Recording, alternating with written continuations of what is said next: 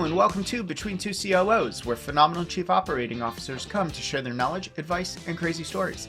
I'm your host, Michael Koenig, and I'm excited to welcome our guest, Jonathan Stull, the chief operating officer of Handshake, a company that's on a mission to ensure that all students have equal access to job opportunities, regardless of where they go to school, who they know, or what they major in.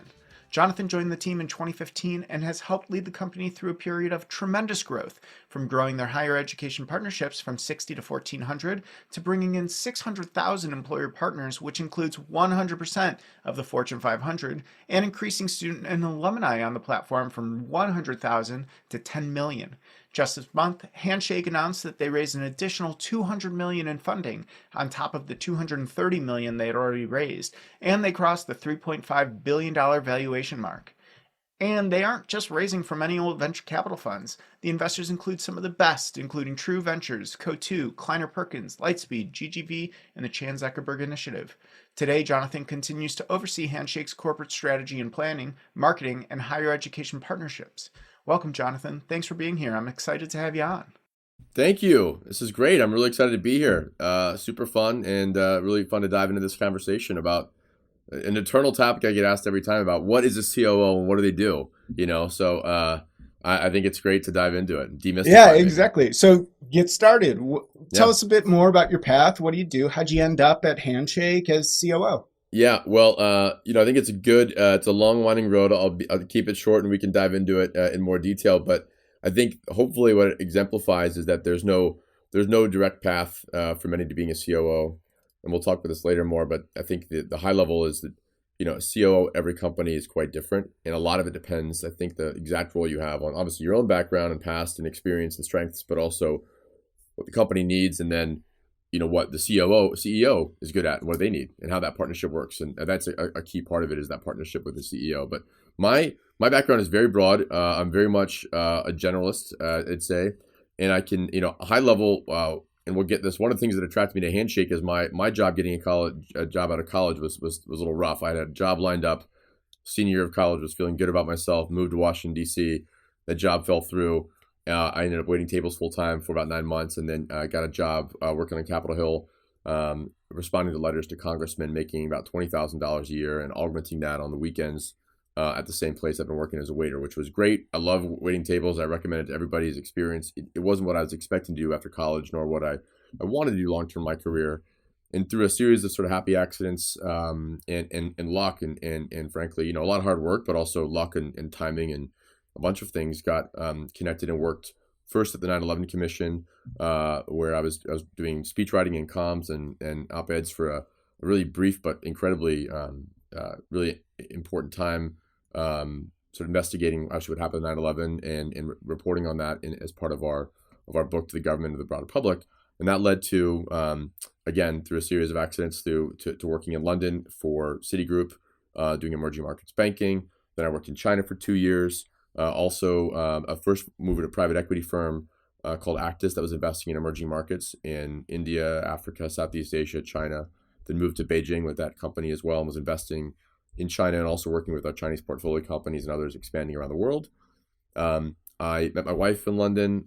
We moved to China together, which was a great experience. We then wanted to move back to the U.S. and sort of build a family and be closer and went to business school for a year. Got an internship there doing product management, where they gave me the international portfolio because I'd lived internationally. They're like, "Well, you've been out of the country before, maybe once. You should drive international strategy."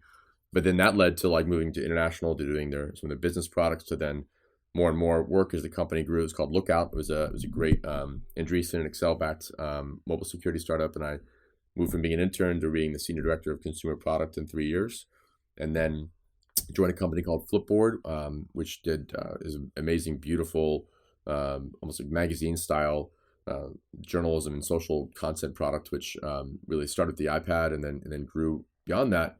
That was an amazing experience doing BD and Corp Dev with Samsung and a bunch of other partners, and then the Handshake. And so honestly, all that experience for me before that, and I can speak to the Handshake experience, of course, as well, but was a pretty broad-based business background. And where at Handshake, I've done literally everything except for engineering over time. I've been our first product manager and built up a product team. I was our CFO until May when we hired Brian Kreiner, who's fantastic, joining from Convoy. I've led legal until our chief legal officer, which we can speak to in a couple minutes. I've been our CMO at different times. So honestly, and all those different experiences have combined to be helpful at Handshake. And the through line to all of my time at Handshake has been working very closely with Garrett, on our CEO, on what's the vision, what's the strategy, how do we get there in the next 3 years, 1 year, quarter. And then often through my time has been actually doing those things as well. But more increasingly the last couple of years has been more around obviously building the team and the operations in place to bring that to life. So a long and winding path that I did not know at the beginning it would end up as a COO, but all those different experiences have been really amazing experience and fodder for my work here. Yeah, it truly is amazing. And it's one of the things that is common amongst an uncommon group of folks. And that is we all have very strange backgrounds and ways of ending up here. I mean, yours from waiting tables to being on the 9/11 Commission to being at Flipboard. I remember when Flipboard first came out, it blew me away. It's really quite a remarkable journey that you've had. Now, one of the things that I'm super keen to hear about is or rather are all of the different experiences you've had at Handshake, right? As CMO, as CFO, as legal. I mean, you know the company perhaps more intimately than, I don't want to say Garrett, but maybe most people. How has that played into your ability to be an incredible COO there? Well, whether it's incredible or not, I think it certainly helped in different ways. And I think that to your other point, the COO, what's interesting is my background is if there is a traditional COO background, it's often through like sales and go to market, who then they partner with a very product or engineering led CEO, and they sort of balance those two things out. So like if there's a path, that's one. That's the more traditional path. Mine is actually sort of broad based. I almost the only thing I didn't have a lot of experience was with sales before Handshake. Actually, it was a lot of sort of product and business and strategy and finance. At Handshake, that experience. I mean, as you mentioned before, I think I wouldn't have been able to do the role at Handshake without having worked in a couple startups before. I joined Lookout when there was 30 people. I joined Flipboard when there was more, probably 100, but still had a very scrappy, very product-led startup feel. And so when I first, being a product manager, I was able to come in and there was 10 people to bring experience at working at world-class product organizations with world-class mentors to say, hey, first thing is, there were two things. We raised our Series A, and I did that with Garrett because I've done a lot of fundraising in finance and knew that, and storytelling around it, frankly. And then set up the product org. And both of those were just direct experiences where I'd literally been a product manager. I'd seen, a great VP of product and great VPs of design build product teams and was able to institute that aspect. But along the way, things come up like, hey, have a Series A, then we want to announce it to the world. Well, I've literally done comms and speech writing, and I know I have a lot of experience through journalism and other things in the past backgrounds too, and so I'm leading that work. And then the legal stuff, for example, came around. Frankly, just I'm not a lawyer, but I've probably been around a lot of lawyers. I've seen one on TV, and you can sort of play it. But some of that becomes you take certain experiences, like being in finance. I can raise our Series A. Like being a product manager, I'm going to step in.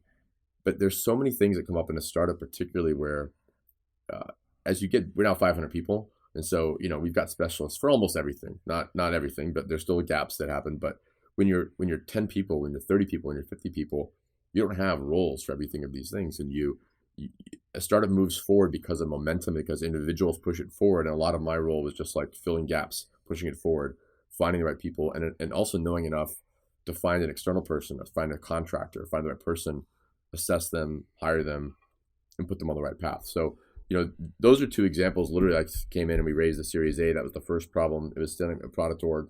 And then beyond that, it's been sort of knowing enough around these different disciplines to find and ask questions. And then my other benefit is I know more about Handshake than anyone else external, and most people internally, except probably for Garrett and maybe Ben, our other co-founder.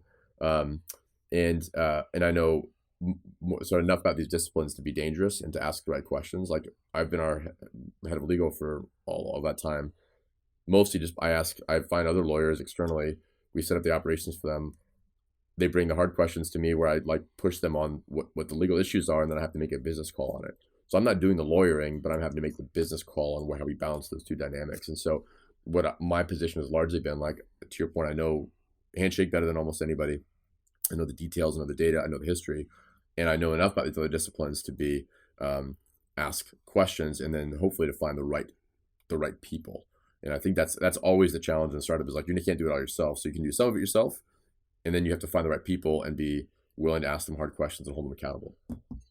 Yeah, knowing enough to be dangerous and do exactly what you just said, be able to sniff the BS when you hear it. And so having that varied degree of background, and it's so funny you talk about lawyers on TV. I mean, I think most COOs at this point, when you get to a certain point in your career, we could all play lawyers on TV. Yeah. Right? We wouldn't even need a script for Law and Order. So Yeah. let's talk about that growth that you just mentioned. I mean, you've seen tremendous growth from 10 people in a garage to nearly 550 now. Like, taking a look back at the trajectory of the company, what did you all get right? It's not every company that can experience the kind of success you all have. Like, how did it happen? It wasn't by accident. Yeah, it's a really good question. And I think some of it, we've been blessed with some amazing investors and backers and teammates and others. So, you have to have the right, honestly, funds to do it. But what we got right, and we got many things wrong along the way, to be really clear, and that's you can't grow a startup without allowing yourself, frankly, to take some risks and to do some experiments, get many things wrong. But I do think we got a couple of big things right, and most of that has been around, the strategy and the business model, and then I'll talk to that, and then separately, the second thing I think we got right is the way we talked about this with all of our customers and all of our segments. So, we're a pretty complex business. We're a three-sided marketplace.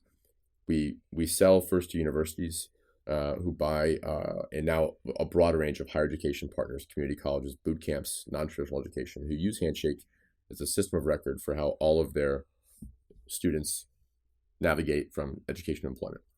Through that, they invite all their students and all of the employers to use the product. And so that's a starting point from both a partnership and a distribution strategy. And so now we have, you mentioned 1,400 higher education partners, 650,000 employers, 10 million active students, 20 million in students overall on the platform.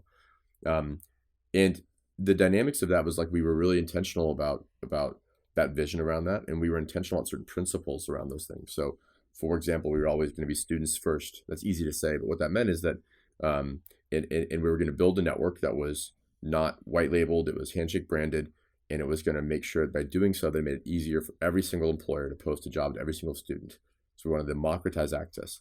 And we talked a lot to our early partners around our mission and our principles. We want to democratize access, information. We want to democratize social capital.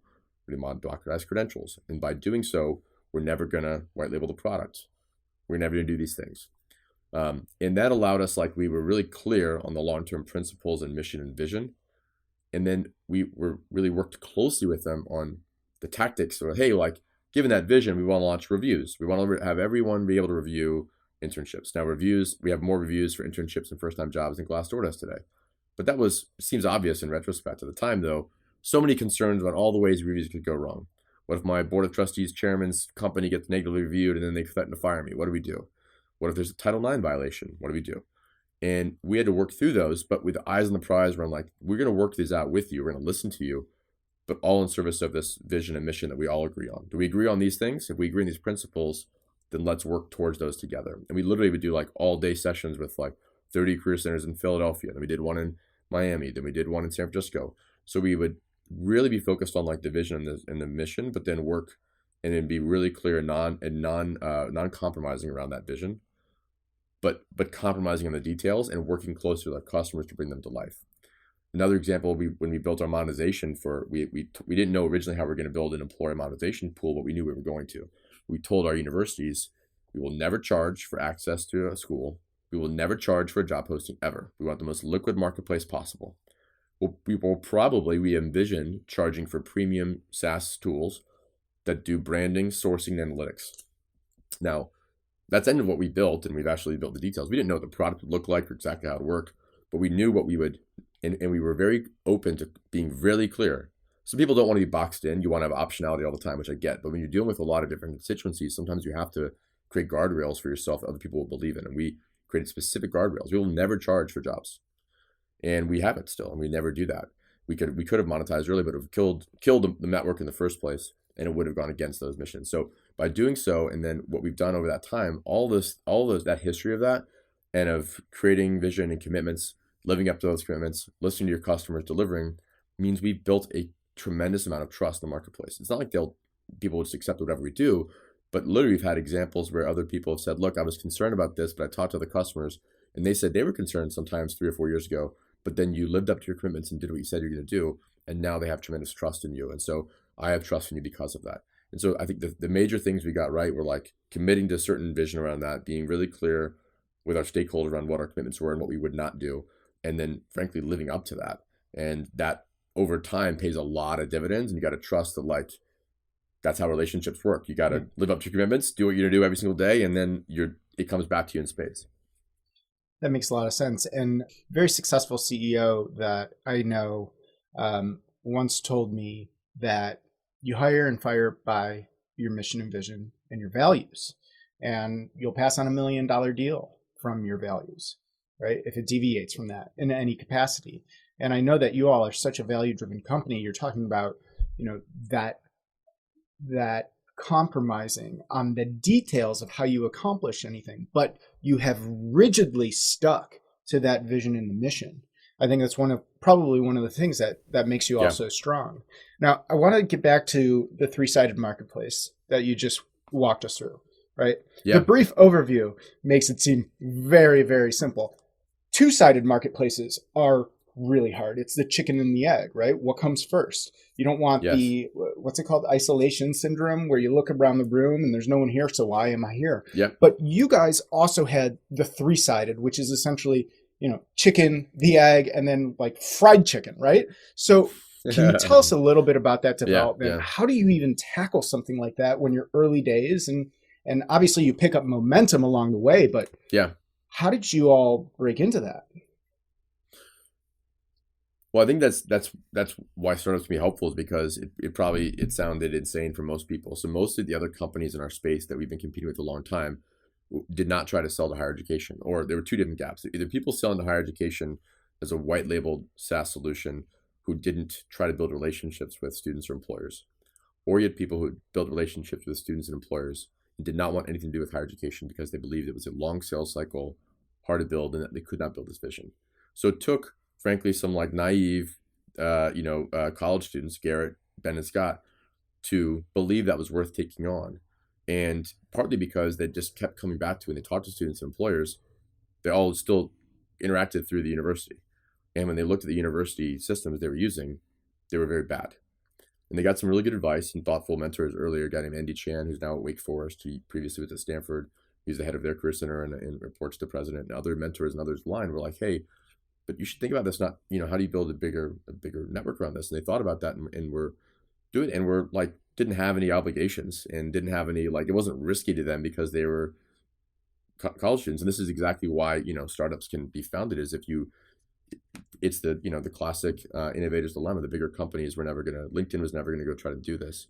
Others weren't going to try to do this, but they were frankly naive about doing it. And then they were smart when they were sophisticated in how to do it, and they worked their butts off and did things like driving all night over, and sleeping in the back of McDonald's to pitch one customer. So part of it is just that, right? It's like the reason it existed as an opportunity because it was crazy. But for us, once you did get the universities on board, and that's the main thing that we were able to do. Once you got them on board, then that did solve the chicken and egg problem, because the real, like the marketplace dynamic is often between the student and the employer, right? And so, but we had a third party who helped us seed that. So when we go to a school, and we got a school involved, when we got, earliest, you had Penn or Stanford or UC Berkeley, or, Eastern Michigan was one of our first schools. Eastern Michigan, every employer who goes to Eastern Michigan suddenly is on a Handshake. They had to. Every student was invited to do so. And so campus by campus, you brought them up, and then the network effect started to spread really pretty quickly, because you now have employers who had 20% of their schools were on Handshake. They had one login and one password, and they had 80% were on 80 different systems. Now, next year, they have 50%. So we suddenly, in our third or fourth year, started having things where employers were telling schools, hey, I'm not going to go to your school unless you use Handshake, because frankly, like, I literally have one login for 80% of my schools and 25 logins, and I have to post a job 25 different times for 25 different schools. So that started really happening on the network effects kicked in and started to accelerate our growth in the university side. And we would see schools would say, look, I have 3,000% literally more job postings in the first, couple of years, because they were going from having only the people who are around their campus to having more. So once we and I can't, they were amazing work that happened something even before me. You go from 5 schools to 60 schools. We went from 60 to 150, 150 to 450 is when it really just, that took off, 450 to 700. And it was because the they thought they wanted a white labeled solution, but the white labeled solution meant that frankly they were not giving access to their students all the opportunities. And once we got past that, then that really was the chicken or the egg was solved through our university partners.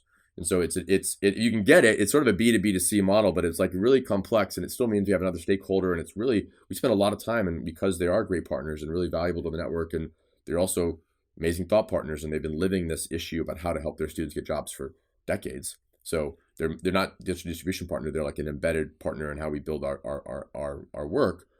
But from just a pure business model perspective, it was like a thing that started the chicken and the egg problem. So if you can find that, amazing. If you can't, it's still quite, and there's still a lot of blocking and tackling that goes into it. So one of the things that you mentioned outside of like the platform risk that you described, well, why doesn't LinkedIn just build this, and the competitor threat there, or what if so-and-so blocks us from doing XYZ?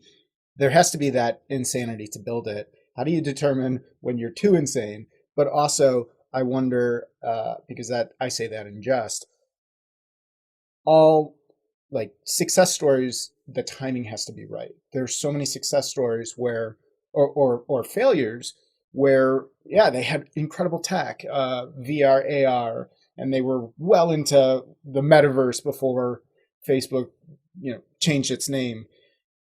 Why was the timing? Why do you think the timing was right for Garrett to have this opportunity, Garrett and his co-founders, to have this opportunity and really kind of excel? Yeah, I think it's a great question, and I think largely it's a timing wave of things, right? So in the late '90s, early 2000s, maybe early 2000s, career centers were digitized first, but there's a company first. It was like, I think there's a company called Career Track, and they were bought by Monster, and they became Monster Track or something. And but then through a other longer story, there's another company came up called Simplicity, which was a government contract originally, who then started partnering with schools, and they built out Simplicity's Career Service Center product, which became almost the de facto standard and was like had the market share we had before we had it. But they were a white labeled backend system. And so every single one of those schools, even if they all use Simplicity, you as an employer had to have a separate login and password for each one of those. And that was attractive to the schools because they could have their own brand on the system, and they could customize them for all the different unique things of the school. That sounds very attractive because you want to have a unique community and culture at your school. The challenge, though, is that it meant for an employer, it made an incredibly fragmented system. And that meant their students lost out. So what they gained in customization, they lost out. And what had happened is that, frankly, Simplicity had sort of been the big dog and was running a very different business model, too. Their model was strictly to make money from universities. And so they charged a lot higher. And they were trying to be a profitable business, which every business eventually wants to be. But they were a smaller business that was running the profits, and so wasn't investing heavily. And they were trying to expand in other areas. And so just from a competitive dynamic landscape, we got very lucky that there was a sort of fat and happy incumbent, and who was not innovating at all. And Garrett and team were very smart and able to really attack this directly by focusing this vision of the future, a student's first vision of the future that was all about democratizing access and building that narrative around it. And then they would, just as we did with other parts of our product I mentioned later, originally to even build a system, they held these symposiums around the country where they'd bring together top career service directors and others, and it was like all-day design sessions, like imagine the future. What does career services of the future look like? And then use that to help build the product and build the roadmap, and also, frankly, to build a lot of engagement and alignment with their customers on the vision. And those customers were evangelists. And so that was a timing issue that they then exploited and were thoughtful about. And the technology also was also other dynamics which are not unique to Handshake was suddenly APIs were easy to build on. There was tons of other open source stuff. You could build in AWS, all the things that also fed into the huge explosion of startups in general. But in our particular space, innovator's dilemma, fat and happy incumbent, no one else in there, and an ability to and then a really thoughtful and sophisticated ability to really take advantage of that. And you touched on how close to the customer you all were. There's certainly something to be said for getting it right, not just in the timing, but also in the time you take to build and get to market. So being so close to customers kind of shortcuts a lot of that experimentation that you would otherwise have the pitfalls around. Yeah. And this is again, I mean, partly, I only came in really after this, is that they were doing this when they were in college, and they had the time, ability, and energy, and their desire to do it, where they would go and they were talking to people all the time, and they were basically working for free for 2 years before they had the first customers, and then they had 5 customers to be able to sort of work closely with. And so it looks afterwards like this tremendous growth trajectory, and it was, but it was built off of the depths of research and understanding they had built over many years and deep understanding of it that they were able to layer on. And then that is infused into our DNA as a company, was to be very customer responsive, listen to people a lot, while also having that vision, right? And so as I mentioned, those two things go hand in hand together. We didn't just we're not a dev shop that whatever you ask for, you put in the product, but you have to be very close to your customers to understand what they want so you can see whether they match the vision or not. So true. And when you're early on, you mentioned this previously, everyone is really a generalist. Even engineers are generalists. You're a back-end engineer, you're a front-end engineer. Oh, you need to be mobile. Oh, I'm a sysadmin now.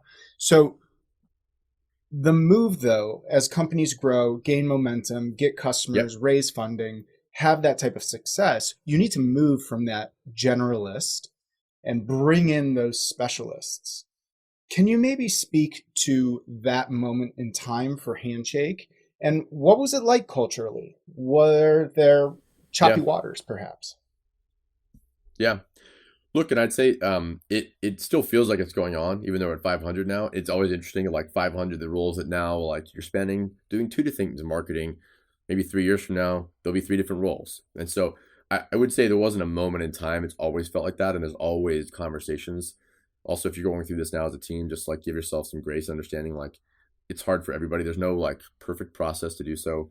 In retrospect, it seems obvious these roles exist, but in the meantime, it's hard both for the individuals going through it and as a company, because you still want to be smart and scrappy, and you like the way it operates. And so 100% it's a painful and challenging process to go through. And I think we didn't go through it on every function at the same time. You sort of see it what's breaking, what's the problem here, hey, we need more depth here, and you have to go in those one-on-one conversations and evolve it every time. So I wish there was there's a magic point in time and you say everything flips, but a lot of it is, and I sort of believe this, I think someone else, maybe Reid Hoffman or someone said it years ago, I'll say he did it, whether it was the Mark Twain quote, whether he actually said it or not, but was that, startups are a series of burning fires. And the question is sort of are they just small little embers, or are they raging forest fires? And so you could look across and say every role needs to be broken up in specialists immediately. A, you don't have the funding to do it. You don't have the funding to hire 500 people immediately. And B, things are going well. They're going well. And if they're not, or if you see things breaking, you have to decide when they're breaking and how badly, and when you need that specialist. And some of it's obvious, and some people come to their own conclusions, say we need help. There's other knolls, and other times you as a manager or leader have to figure that out. And it's happened to all of us. I mean, my role evolves all the time. Every 6 months, if not beyond. Garrett's role as a CEO evolves all the time. We've got to figure out what are we doing? What do we want to give up? What becomes we need a specialist for? Sometimes we've been thoughtful to do it up front, and sometimes we waited too long. I wish we had a head of legal probably a year ago now, and we'll have him now soon, but that probably was well past its time. And so, I think some cases you get it right and you have a lot of foresight, and in other cases you don't. But it does involve, I'd say, there's no substitute as a company. In one-on-ones, literally every one-on-one with your team, it's how are things going? How are things evolving? Starting not every one-on-one, but every few one-on-ones, talking about what's this will look like in 6 months or a year from now. You want to start setting expectations, and we do that a lot also when we've tried to do it. We've done it well at all hands and other bigger forums, is to talk in general around this evolution, bringing in outside people who've been through 1 or 2 stages beyond you, so people can hear from other people themselves. Sending around great articles is the classic Molly Graham giving away your Legos article that's referenced all the time. So what I would say is you need to have a conversation about it all the time as a company. It's one of the biggest conversations we have at an executive team level, is evolving our team. You need to be open to having a conversation one-on-one with your team members, and open to people having it with you as an individual, as a COO or CEO or anybody else. So that's the only key I'd say is beyond that, there's no perfect rhyme or reason for it. Other than that, you got to analyze what's breaking and all that, and you have to be constantly talking about that topic so that it's not a surprise to people who eventually get leveled or get their roles taken away, and that you're planning 6 months ahead, maybe. When you're early, it's like a month ahead, but like 6 months, a year ahead as you get older. Right. And what you talked about with fires, they never all go out. There's always a fire. There's it's really fires. yeah, exactly. And it's prioritizing those fires though. It's trying to determine, all right, which one is going to burn down the house today versus, all right, maybe that one can simmer for a little. Yeah. And the good thing as you get bigger only is that there's still fires, but there's fewer that feel like they'll burn the entire house down. Sometimes they still do, and you're like looking at those. When you're early, it's hard because they almost all feel like they're going to burn the whole house down, and so they probably will, and that's why it's so challenging. As things seem so precarious because they are. As you get bigger, obviously you have a little more resiliency built into the system. Right. And so one of the things that you mentioned around the fundraise. Let's talk about that. Yeah, sure.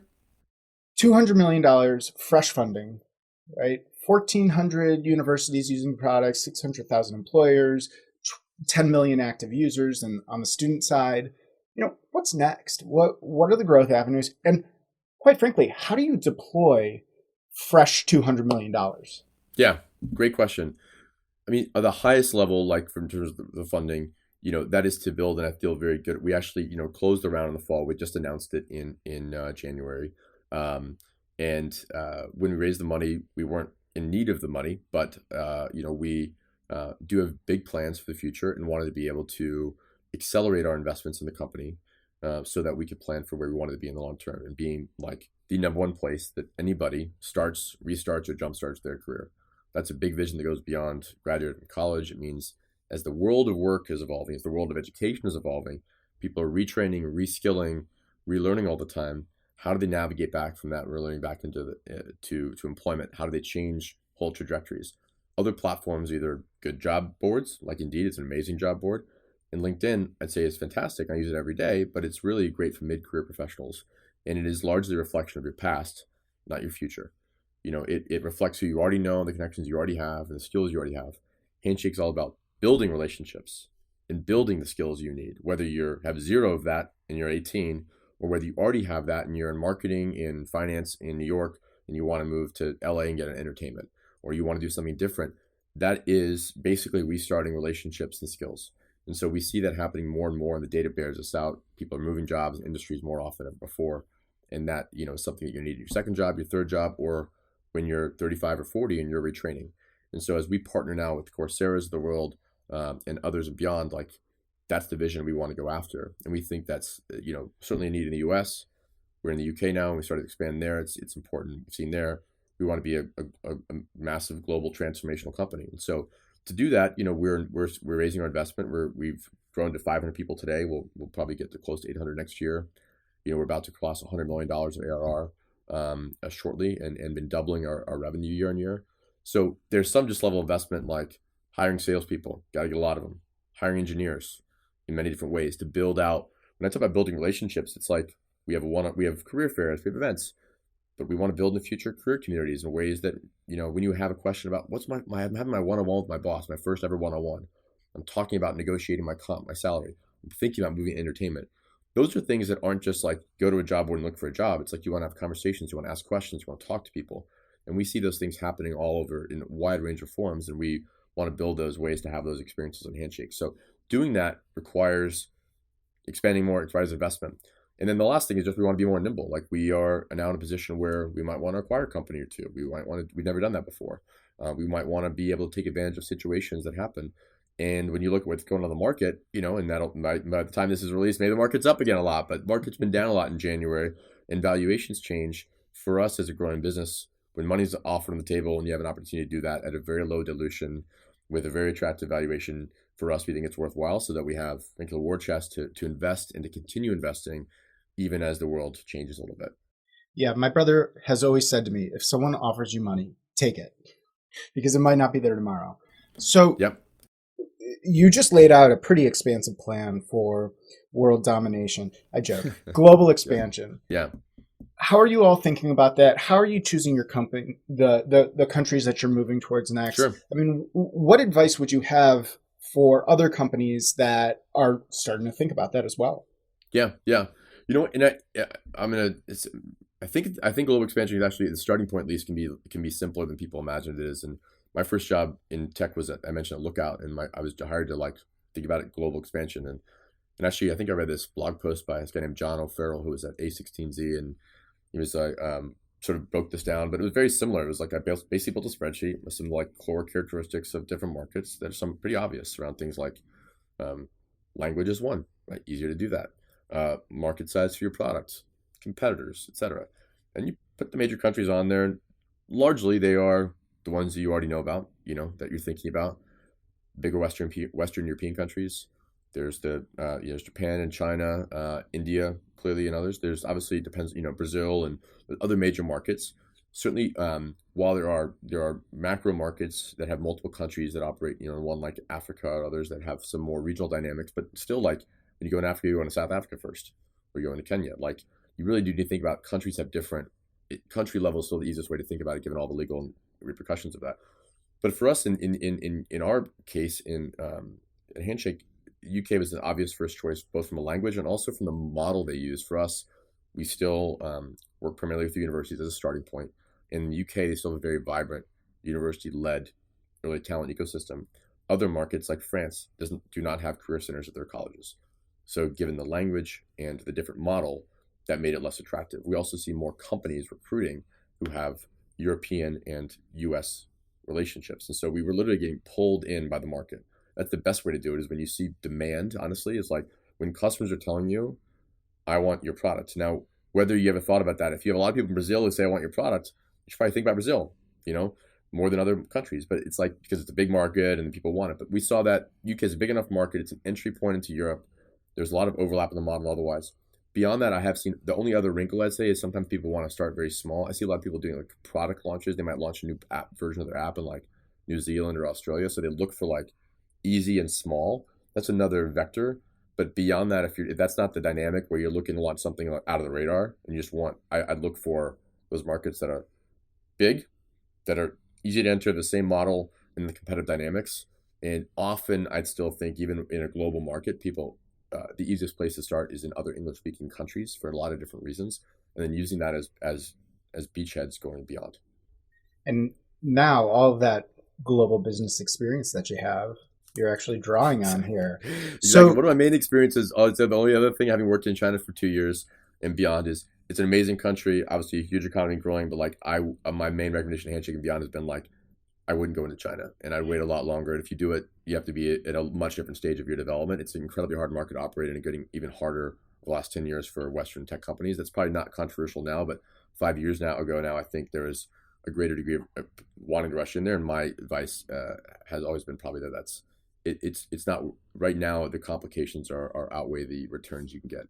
Oh yeah, there's a graveyard of companies. Yeah. And Chinese offices and initiatives there. Google, Uber. Completely. Listen, if Google and Uber can't figure it out, slow your roll.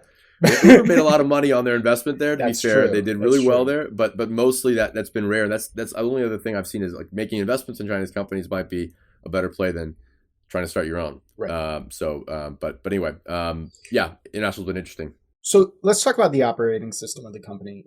It's gone through a lot of iterations and evolutions so far. It sounds like over time, it's really been tied to headcount growth and then customer growth. Now you've got two things. That headcount growth is continuing on, but you now have to change the operating system to accommodate that global expansion. What does that look like? Yeah, it's a good question. We're actually going through some of that right now, and we think about the global. And I'd say international is still not like the primary focus of our growth, but it definitely is an area we're doing now. So I don't want to it's not been the primary driver of our changes to our OS, but certainly has and will continue to do it. The biggest driver has just been two things. One, COVID and the change in working environment has obviously changed it for Handshake and most everyone else. We used to have almost everyone in San Francisco in an office every day, and we had just opened another office. We hadn't filled the office yet in New York, but we started to open a sales office in New York. And we had a small office in Denver, an engineering team. So we actually were starting to move out to a more distributed team, but still an office-based. And then obviously COVID changed that. So the major driver for us has been COVID more than anything else. And the other one had been frankly move from like when you have multiple floors and just like bigger offices, you just have more people. You have to get more serious about that. So the biggest milestones I think have been as we moved away from just being like, there's a time it was, Garrett and or Ben would make the decisions. And then as you build a bigger team and you want to and have great other leaders and you want to empower those leaders and you don't have the time yourself, even if you wanted to, you need to figure out how to structure that.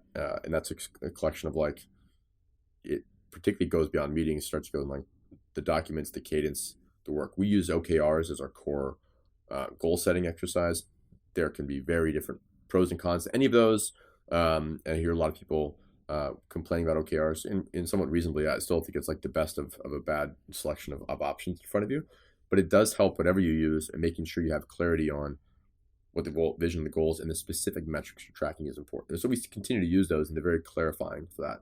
Going global, I think, has been, in the other dynamic, I'd say less operating system and organizational structure, is that we've sort of have had different times. We still have a largely functional org structure, but clearly like how we've also have these business units aligned to our customer groups, like speaking and marketing and selling to our higher education customers is quite different than selling to our employer customers. And so we've had different go-to-market teams there.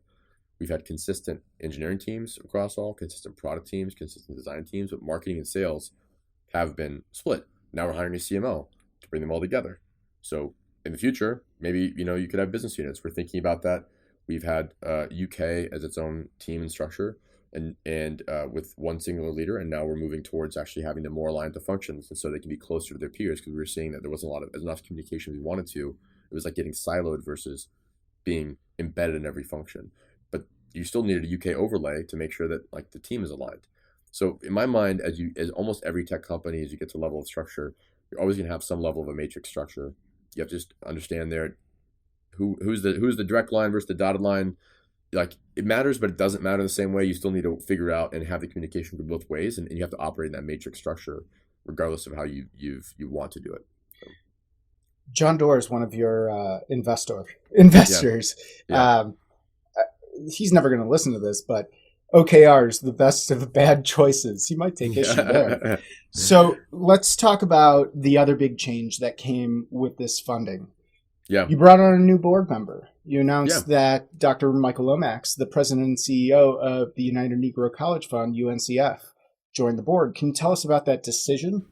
Yeah, fantastic. And super excited. He's been fantastic so far. He joined his first board meeting in December. He's been incredible both in the board meetings and beyond. And I think it's two things are a natural transition. When you start out, most of your board is going to be investors. And then as you grow, you definitely, for multiple reasons, you need to add independent board members. A, it's legally required eventually when you get to be an IPO.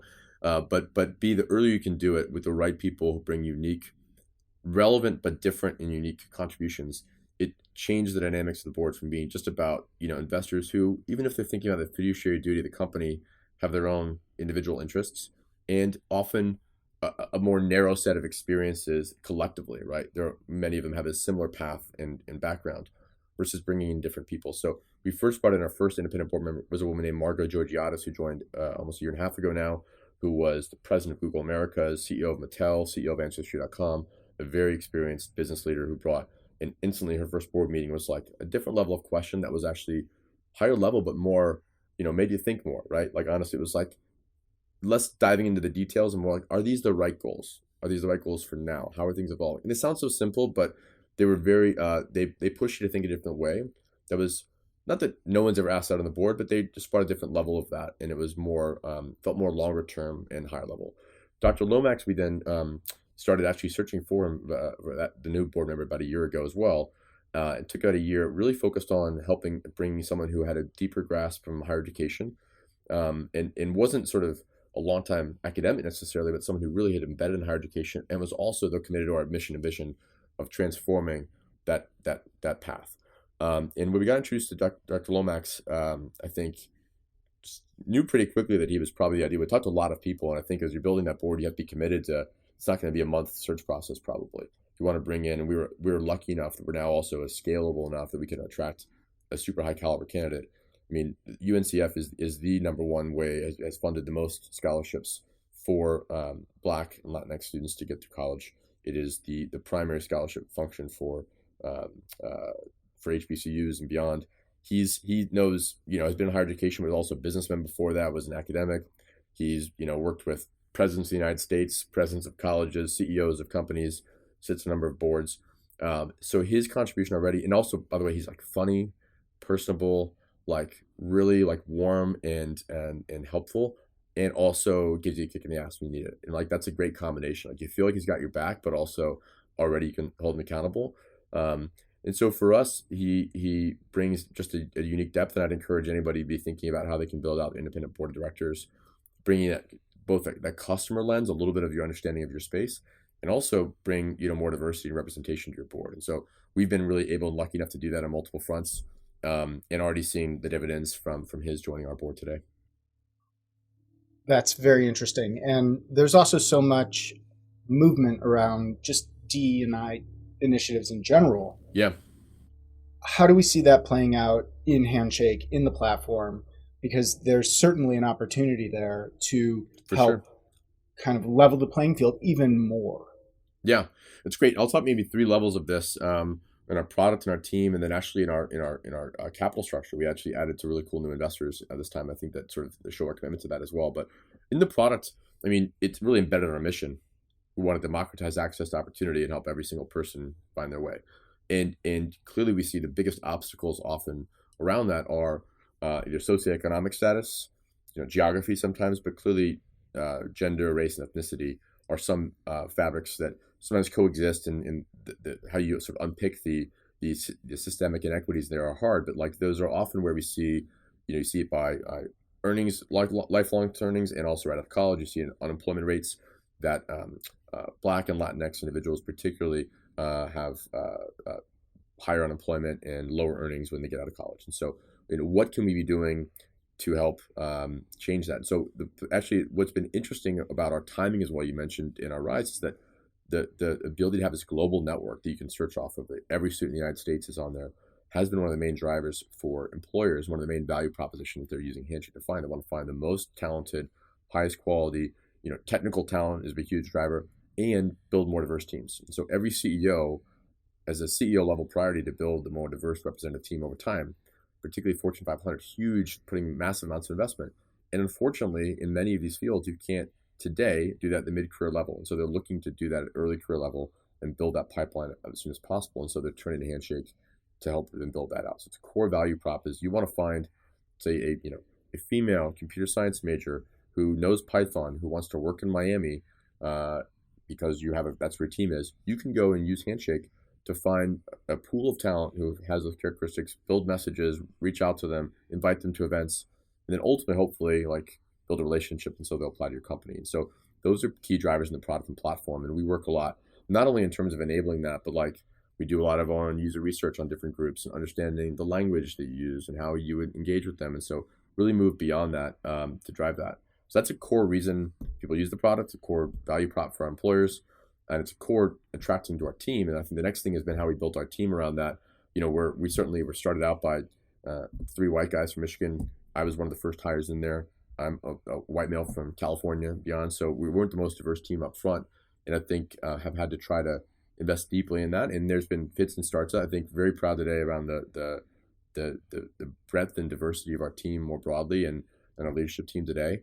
But that's an issue that even we, as a company that sells services to employers, have had to do a lot of soul searching on, put a lot of accountability on, do like anything else, have OKRs around it, make sure you hold people accountable for that. Our engineering team has made great strides because of that. And then the last thing we've tried to do is on our capital stack, we brought in Base 10's Advancement Initiative, which is an amazing fund. It's a $250 million growth fund, which is Black-led and Black-owned. And a significant amount of the capital comes from HBCU endowments who are undercapitalized. And they then waive carry and waive their fees, half their carry, the fees on the money from HBCUs, so that they can increase their economic opportunity. And so through that, it's funding literally thousands of scholarships. The Handshake Scholarship is being funded by Handshake's own investment. So as Handshake becomes more economically successful and our valuation increases, that funds scholarships to HBCU students and funds the endowments of HBCU colleges, which is really an amazing model. And they're fantastic partners. And I think we're looking at more investors in the future who build models like that, whether it's for HBCUs or more broadly, just for different college, more sort of populations, is how you can really ensure that as you do good, the rest of society and your customer base are doing good as well. Y'all are really putting your money where your mouth is. Literally? I'm not sure. Yeah. But you do seem to be in one of the best positions to help continue to level the playing field and bring about that change. All right, Jonathan, now for the last and my favorite question. We've all had those moments where you stop and think and you just go, well, never thought I'd see that. Is there one that comes to mind that you can share with us? Yeah, I mean, I think particularly early on, there's even more. I mean, there's been fun ones. Maybe the two ones that come to mind is when we were first building Handshake, there's an annual event in the college space called NACE, which is the National Association of Colleges and Employers. And it's really the body that brings together career service centers and employers. And we were, maybe a team of 20 or so. And it's the main way we would go and sell and put a booth out. It was held in Chicago, like 2016. And we stayed in the dorms of DePaul, and Garrett, our CEO, and I shared a room, and I was back to sleeping on these, green, in college we call them the green machines. They were these green waterproof mattresses, so that I think mostly for college students, if they drank too much the night before, they would not imperil all of the furniture. So I was in a single green machine, but FaceTiming my wife and kids from this room, and it was sort of what you'd think, sometimes it gets lionized, and it was, in retrospect, pretty fun.